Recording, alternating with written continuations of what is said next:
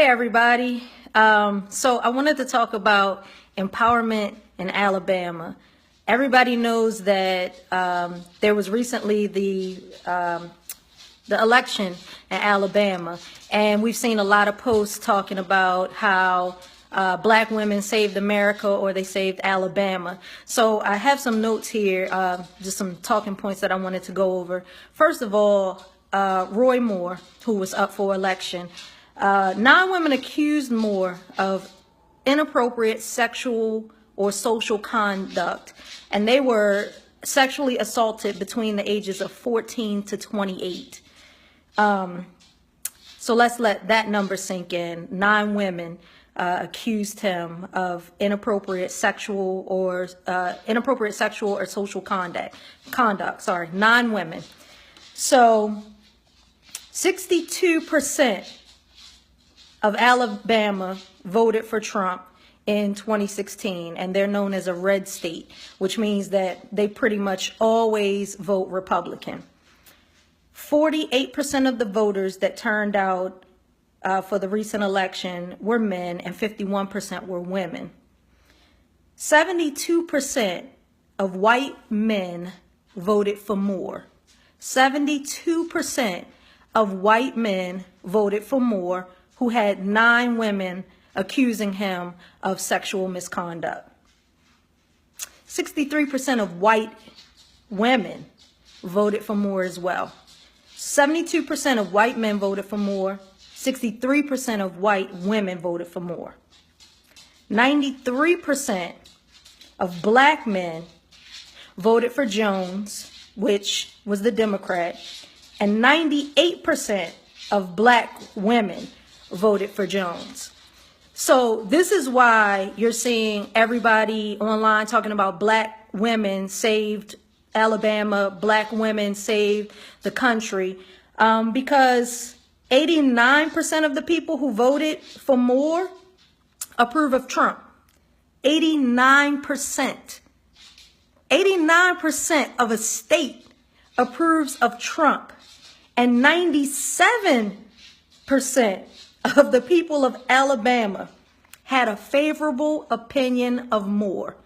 We're currently in the hashtag Me Too era, where everyone is coming out about sexual misconduct and its inappropriateness. But 97% of Alabama had a favorable opinion of Moore. 97% of the people. So this is why I talk about empowerment and economic empowerment. 98% of black women went out and voted to make sure that Moore would not win the election. That is about numbers. Black women realized how important it was to show up in numbers. This is the economic empowerment I'm talking about, because guess what?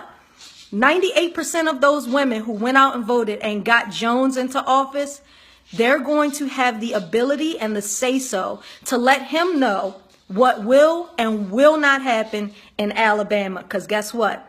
When you show up in numbers like that, you're telling them, listen, I control this election. So what you're going to do is you're going to listen to what we say as a people, and you're going to have to do what we say, or else you're going to be out. This is why it is so important to understand your finances, because once you understand those numbers, you can understand the rest of the numbers and you can make decisions. So let's say these women, we don't know who they are personally. They may have tons of money and they may not. But guess what they have? They have empowerment now, because now they can go to Jones and say, this is how we want the money of Alabama to be spent.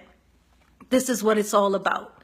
So watch this video from the beginning. If you missed it after I posted, listen to those numbers. Listen to those numbers and understand the power that we have.